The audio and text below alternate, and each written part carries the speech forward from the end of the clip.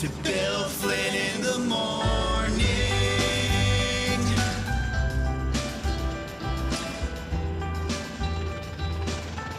Good morning.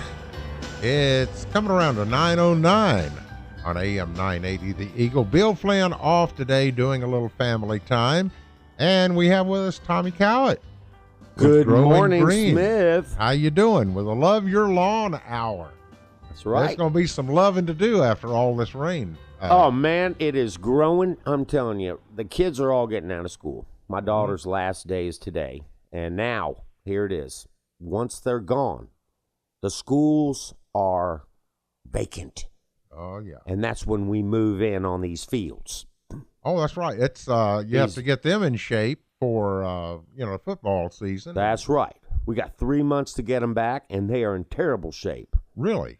They're in awful shape. Half of them died over the winter from winter kill. Bermuda grass? Oh, yeah. The Bermuda died. It was, they're kind of pinpointing the date at March 29th, 2015. During the month of March, we had some warm spells, and the Bermuda started to come out of dormancy a bit. And that's not good news. Was not good on the 29th when Mother Nature said, hey, go back to bed. And they didn't want to. And they got killed. They shouldn't have been going for that midnight snack. And now for most of us, Bermuda grass is, bad news. Yeah, you have it in the home lawn. If it's in your fescue, you want to kill it, dynamite it, blow it up, move. Mm-hmm. All the little things people say about when you have Bermuda grass in your lawn. How do you get rid of it, And in your beds and every place it doesn't belong, your gardens and so forth. That's the common Bermuda variety, and it typically didn't die, unfortunately. Yeah. We saw the common pretty much greened up as it normally did, but the hybrids, they're a little less cold tolerant, and they're finer, in texture, and they're really a little bit nicer. And we're mowing them at a ½ inch, so we're giving them, manicured look and everything, babying them, and all year long. We're just trying to get them back, and then of course the kids beat them up. Yeah, I mean, tear it up. Athletes today are just amazing. You see some of the training going on some of these high school football fields, soccer fields. And lacrosse has gotten so big. Lacrosse is such a tremendous wear on an athletic field because basically the way they're playing back and forth, and it's constant. It's not, like what you got, the football going on. You've got soccer going on. You've got lacrosse going on, and even field hockey. Field hockey's probably the worst. But those four sports take their toll on these fields and practice fields and. So how do you get them back in shape? What do you have to do? Oh, you have got to feed them. You put down any kind of organic substance that you can get your hands on, really, and you really got to grow it. You have got to be aggressive. Every 2 weeks, we'll be spoon feeding these fields. We'll aerate. We'll slit. We will verticut. We will core. You do any sprigging? Time. Yes, there'll be sprigging, sodding, and seeding of these areas, and aggressive fertility programs, and to get them back. And I tell you what, it's a lot of work. It's hot out there. That's right. But you just got to love it, and that's what we do. We love it. So we got this 3 months ahead of us, and we got challenges because I think we're probably looking at upwards of 20 acres of dead grass out there that we've got to get back. And how many of these fields around here do you take care of? Oh, it's probably in the neighborhood, all the fields combined. Different facilities have multiple fields, but all combined, we're up around 75 fields that we made. Wow. Yeah. So that takes a lot of manpower. Oh, yeah. And we've got a commercial division that handles the athletic fields. And it's a specialty group of us at GrowinGreen that pretty much is dedicated to doing that. Now, how about our own lawns this time of year? It's late spring, almost into summer. We're going to be getting into 90-degree days. a little past the fertilizing time, right? Right. We're kind of moving. We're still in the weed control Yeah, time frame. definitely. Now we're starting to see the summer annuals and summer perennial weeds like Dallas grass and nutsedge and Virginia buttonweed. It's all coming back, if it didn't die, we didn't kill it last year, or say you're just coming on the program. We got to get you cleaned up. Okay, So what do you use ones. on those weeds? Is it a form of 2,4-D?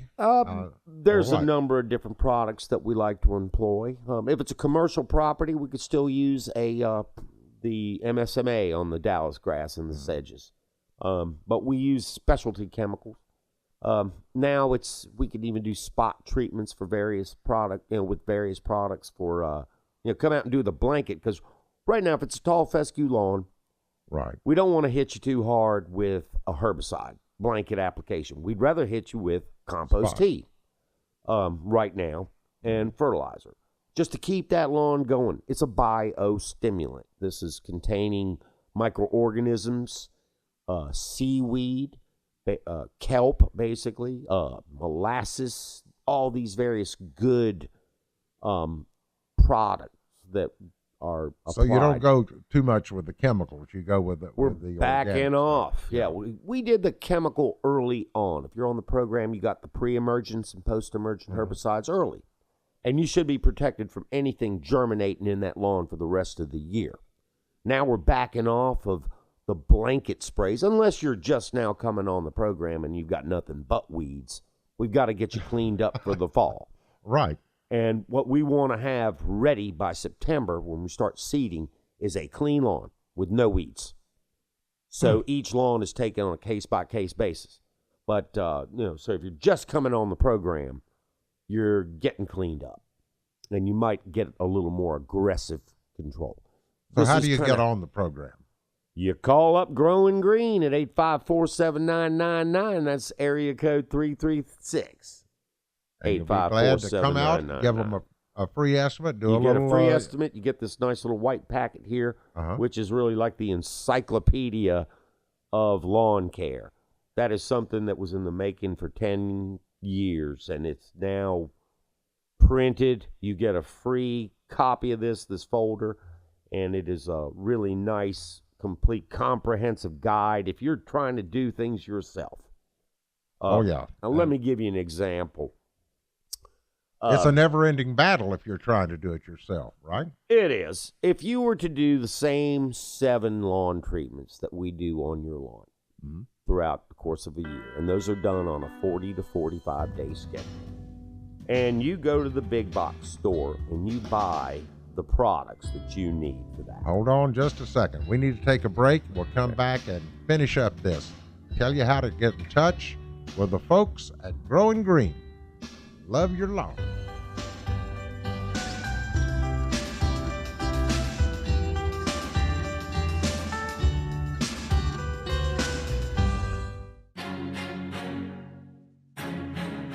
Call now. The number is 896-1980, AM 980, The Eagle.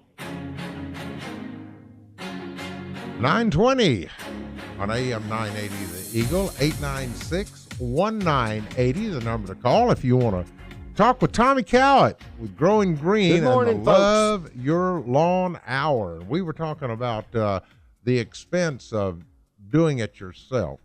Sure, a lot of people have a passion. They want to do it themselves. I don't blame them. I love doing it. Well, seriously, I love my lawn. Sure. I have always wanted, to keep up with it. As I get older, the fight gets tougher every year, and the more I say, well, I'm going to let this slide, I'm going to let that slide, and I will do this, You're and that's getting it. a little And more it just- haphazard yeah. about it, yeah. well, not haphazard, or but just tired of fighting the fight. tired of it. Yeah. Well, age, but it's... How can you help us? Well, we have experts, trained technicians that are doing the residential lawn care. And these guys are dedicated. They're service providers, first and foremost. They're looking at your lawn. When they show up, they're not just trying to make a quick buck, get in, get out. Right. They are trained to look at the whole property, not just the lawn, but the trees, the shrubs, for various issues. Mosquitoes. We control treat mosquitoes. them, So right now, that's a big top service that we're providing right now. A lot of folks are getting more wary of mosquitoes because of West Nile virus Sure. and some of the other diseases these insects carry. Oh, yeah, it's a huge public concern. I mean, no one wants to get sick, and every year a few people Right. die of malaria. So And you want to spend time out on your deck or your patio. enjoying your outdoor and space. not being eaten up. Exactly. So that's what we're doing. That's one thing. We're looking for disease and insects on trees. We're looking for drainage problems around your lawn. As he's looking for places that hold water for the mosquitoes, he Right. might come across a drainage issue coming from a gutter or downspout your neighbor's. And we'll even intervene with the neighbor and say, hey, you've got a problem over here.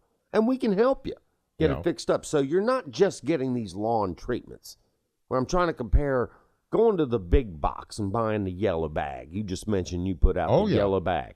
Yep. Usually the yellow bag gives it, but the next bag you put out, the red bag, taketh away. Yeah. So, I mean, they're messing you up if you're And- doing it. They're and- not training you. I mean, they're selling these products, and there's no rhyme or reason to them. They'll sell you a bag of seed, and then they'll promote Give this you- bag give- of herbicide in right. a bag And that doesn't kills work. the seed. That doesn't So, work. It's not educated. It's just throwing the stuff out to the public, Scots, and all that stuff. Mm-hmm. It's garbage. What we do is a natural product. It's compost tea. It's a natural, beautiful product. It's a biostimulant. It's growing the roots. We're after growing the plant from the roots up with what we do. But let me give you an example of the economics of this. Say you go to the big box, you buy that yellow bag. Right. That's about $40 a 40 bag. bucks for that bag. Well, if you have a 3,000 square foot yard, and that's 3,000 square feet or below, it's $36 for the treatment, for one treatment. Now, if you do all 7 treatments and you're covered through the whole year, you're looking at about $252 for the whole year to get Right. not just the product, but you have a technician who's trained, who's looking out for your entire property. And you'll see your property's going to improve in quality across the board, not just the lawn. And if there are issues, we're going to see them, and we'll bring them to your attention, and you can repair it. And, your home value will increase. So you're getting a lot more by coming on a program like this than just if you were trying to do it yourself, buying the garbage from the big box. Another thing, a lot of people, some folks, and I'm just about in that stage now, if I didn't have weeds, I wouldn't have any grass. Ooh. Well, we can get you some grass, but we'll have to wait till fall to get that seeding That's done right. properly. Now, it used to be that you could, they would advise you can seed, aerate, and verticut and all that stuff in the spring. Eh. Nope. Well, we That's- do touch-up seedings in the spring. Typically, if somebody got in real late Right. and we got you seeded, they came on the program, say, sometime in December, January. It was a late seeding, and maybe things didn't completely come in, but believe it or But not, at all. September and October, that's when you really want to Exactly. And go through a real renovation. right, the whole program for the whole year, I like to look at it like, if you take it from January on, you're fueling that lawn up in the spring a little bit. You're fueling up in the fall to get you back through June, July, and August. Right. That's the key, because June, July, and August are the most detrimental months to a tall fescue lawn. That's right. So right now- that's when it's dormant, and it will go brown out dormant. naturally. I Right? want that lawn to be fueled up right now. It should be at its peak and ready to make it through. And typically our lawns that we treat will make it through with flying colors. They might go off color a little bit in late June, July, Right. a little bit of rain, and they come right back with flying colors. But you're getting that plant, those roots built, building carbohydrate reserves in the roots so that plant can make it through June, July, and August. And the deeper the roots, the better the grass, right? Yup, you got no root, you got no top. That's the thing about it, That's What about something else? Mowing techniques. Absolutely. in the summer. You want to raise that mowing height up as high as you can go. You know, a lot of little lawnmowers you buy are limited on how high you can go, but we recommend 4 inches cutting height for tall fescue. Now mine, I think I have it on D or something like it. It's almost, if I put it to the highest setting, then the grass, it doesn't seem cut to it be as cutting well. it. Yeah. Right. You can go too high. I saw a Husqvarna mower just the other day that actually had the capability of going up 6 inches. This sucker was a really nice one. That's a Meta, not that's a a lawn. homeowner model. Yeah. But she was scalping it, and the thing had a rear bagger, and it was clogged up. And the lady was struggling with it, and I'm going, what in the world could be wrong with that lawnmower? She's having a problem over there. Dig that chute out, right? Yeah, it was all clogged up, so I basically said, take that bag off of there. You don't need that. 9:27. We'll be back with Tommy and all the folks at GrowinGreen in just a minute.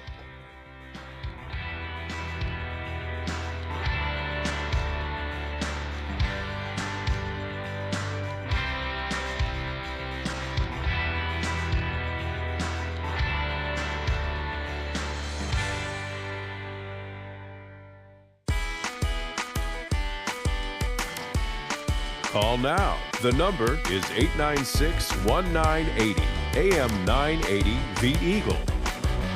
9:36 on AM 980 The Eagle. If you want to talk with Tommy Cowett with GrowinGreen, the number to call, 896-1980. 896-1980.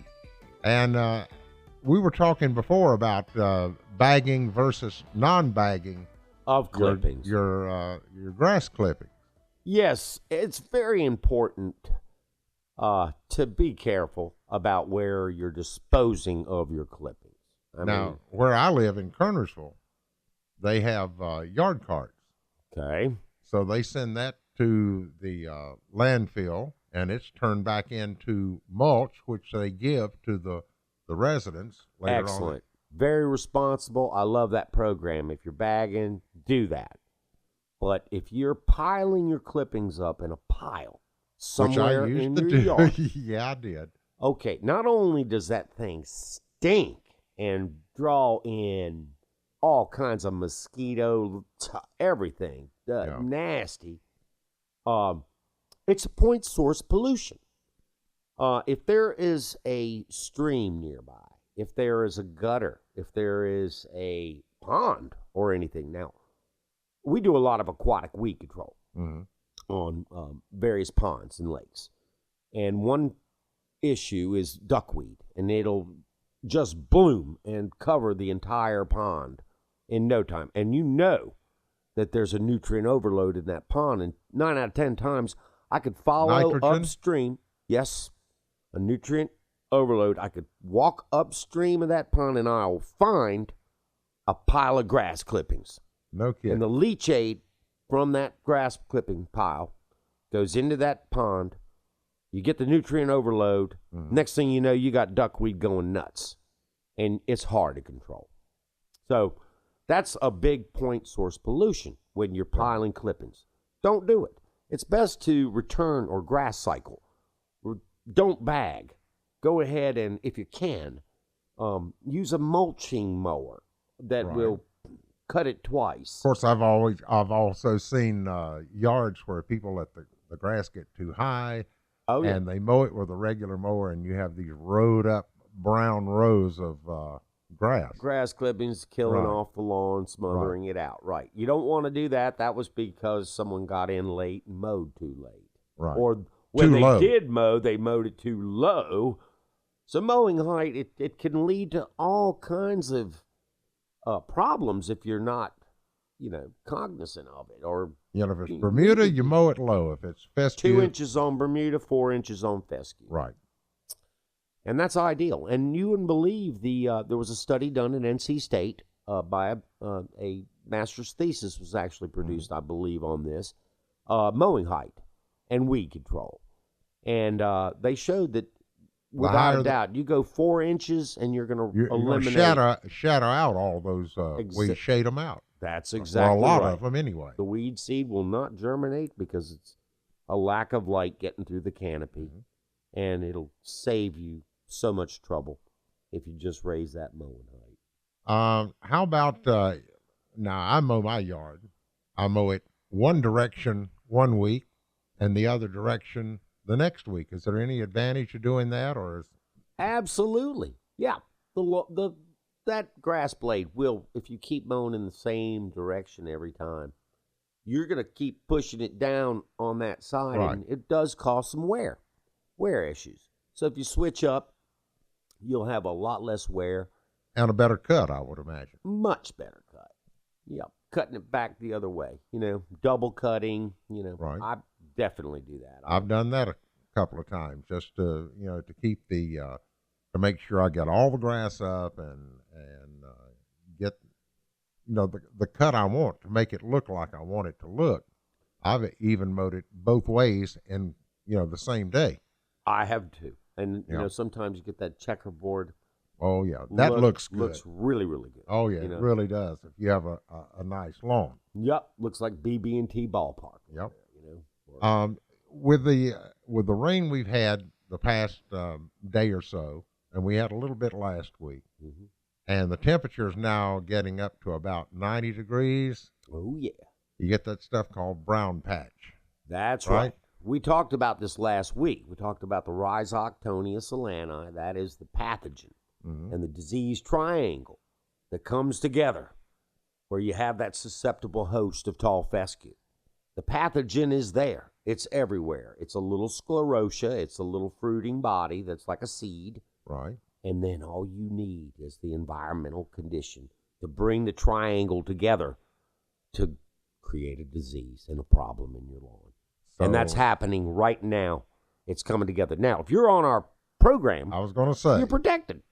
You're not going to see brown patch. My lawn, it's had the rains in the evenings, the prolonged leaf wetness, the humidity, and you will not find one lesion of brown patch in that lawn. It's protected.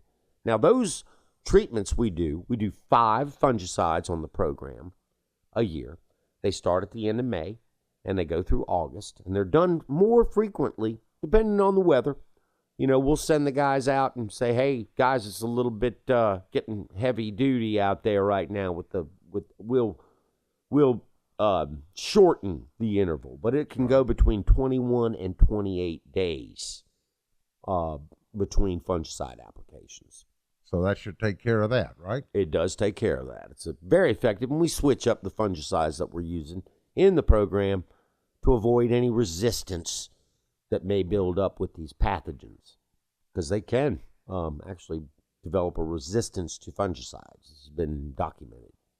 I didn't know that. Yes, and a lot of the work has been done at the universities for the golf course industry. Right. Golf course industry. Which is a major industry here in North Carolina. It's huge. And so we have an excellent turf grass program at NC State, which John and I both came out of.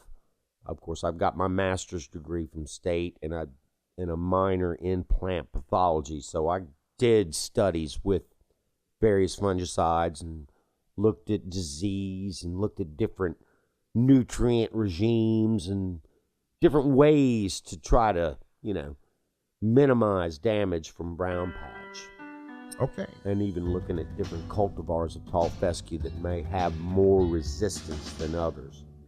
And that's where we're at today, where we've developed these programs, and even the seed we select is very specific. Tommy Cowett, Growing Green and Love Your Lawn Hour. We'll be back with the final segment in just a minute.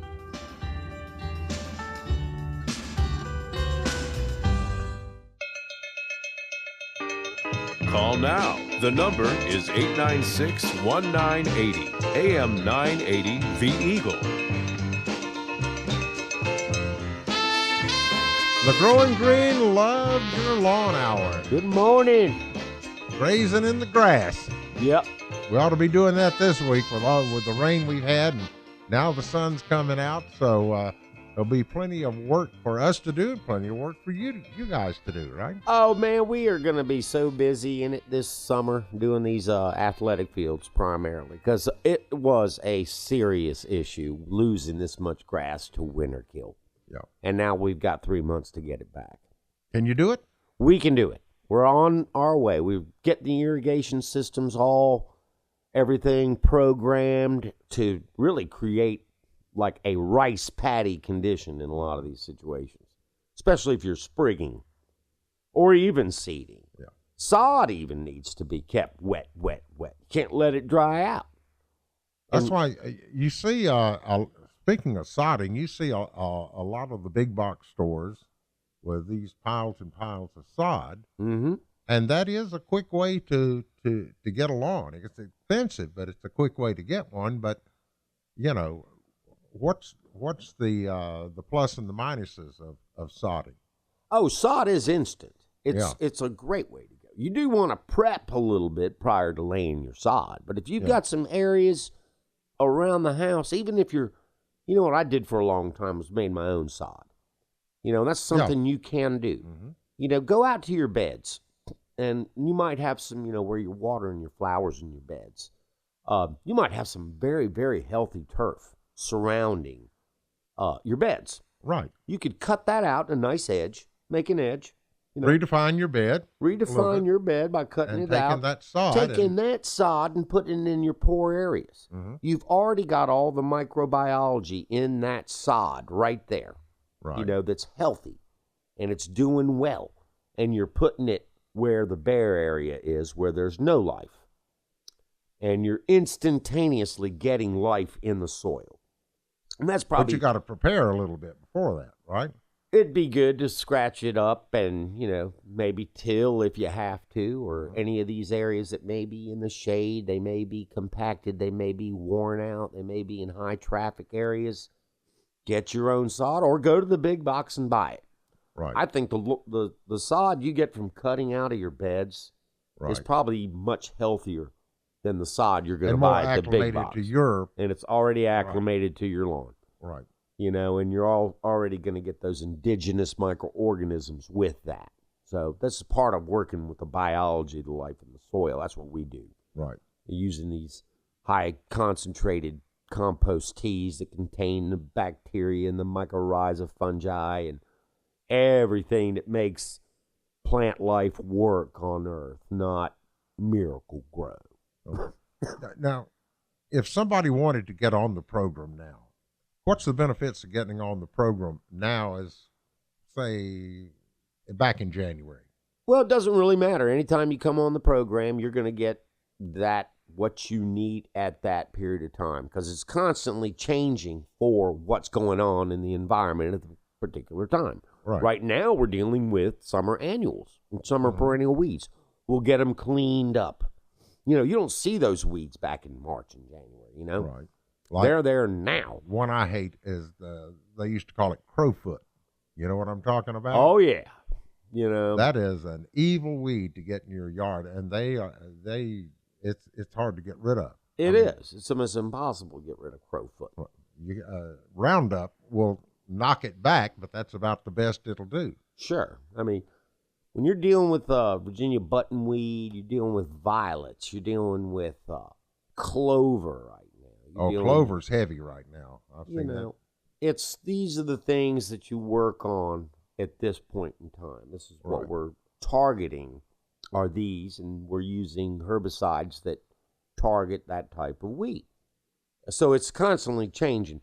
But the whole idea is if you're on that program is to keep that lawn clean or get that lawn cleaned up and ready for seeding in the fall. Well, September. That is the prime time, right? Yep. And if you have crabgrass, if you didn't do anything, we will start to get that ready to kill that off. Mm-hmm. So to clean it up, you got to get the crabgrass out of the way. That's enemy number one. But that was handled through pre-emergence early on. Right. So if you already have crabgrass right now, don't worry. Come on the program. We'll take care of that crabgrass, get rid of it, and get you cleaned up and get ready for seeding. I got a question about clover. and I've heard, I want to know whether this is a myth or not, that clover and also chickweed is spread, this is what I've heard, by using, shall we say, cheap or fertilizer that was made to use for, agricultural means. Is that a lot of times the fillers that they use in these, say, 10-10-10 or 8-8-8, they use sand which is infested with clover or chickweed. Okay, I'm Any not fruit- familiar with that wise tale, but it sounds wise. I mean, I agree with that. And here's where I see where clover comes into play. Right. We talked before on another show about weedicide. A weedicide. We use herbicides. Herbicides are a pesticide that's designed to kill weeds. Right. Well, with weedicide, that's where the microbes in the soil decide what weed they're going to let grow there, or what plant they're going to let grow, or what they're going to promote. I mean, I'll go out on a ball field right now that's dead, okay? Right. And say it's a soccer field, and the whole middle of it's just gone. It's completely 100% dead. Now we're starting to see some germination of either crabgrass or goosegrass. Right. And why? Why is there a patch of this? It's homogeneous. It's all goose. Then over here, it's all crab. And there is something going on there with the microbes in the soil allowing for that to happen. Now with clover, get back to clover, that's a legume. Right. If the microbes sense that they need nitrogen in the soil, they're going to allow clover to grow. They're going to allow Lespedeza to grow. These are leguminous because they know that plant will produce nitrogen for the soil. Because it's all about the microbes in the soil correcting the soil, fixing the problem. And plants can do that. We call clover a green manure. It does help the soil. So if you have clover, no fear, we'll get rid of it, but it's there for a reason. It's actually conditioning your soil or improving your soil. So and it's going back to the it's ag bad, grade but it's fertilizer. not all bad, right? Going back to the ag grade fertilizer, if you were using ag grade fertilizer, you were killing a lot of your microbes. Really? Yes, it does. It kills bacteria. That ammoniacal nitrates and other, salt buildup and everything else will kill off the biology in the soil, make it very unhospitable. And then you've got to build it back. And that's how we do it. We add more microbes to the soil with the compost tea. And then you're getting the good stuff instead of the bad stuff. Right. And we do supplement with nitrogen. We use urea nitrogen and other balanced fertilizers, phosphorus and potassium, but those elements are already in the soil, and these microbial populations have ways of sequestering and solubilizing these nutrients and minerals from the soil through organic acids that these microorganisms produce. It's all about solubility, Smith. Right. I mean, it really is. It's about the minerals are there. They're just not available to the plant. They need to be taken up by the plant. In order to do that, you have to get it soluble. And another question that comes to mind about the nutrients you need to grow grass and for your soil. The fertilizers now have no phosphorus in them. How do you get that back? How do you get that? You need that nutrient. if you have good red clay, you've got all the phosphorus you need. You just need a good microbial population to solubilize that. There's tons of phosphorus in the soil already. There's no need to really apply it if you've got a good microbial population. I would highly recommend people go out with an organic fertilizer that contains microbial population. And you guys use that, right? That's all we use, yeah. Well, tell us again. How do we get in contact with you and 336-854-7999. And talk to Anna, and she'll set you up with an appointment, or we can come by and do a free estimate, leave you the beautiful brochure with all the information on it. It's an encyclopedia of lawn care that you get for free, and we'll get you set up with a proposal and talk to you about it and hopefully be working for you. Sounds good.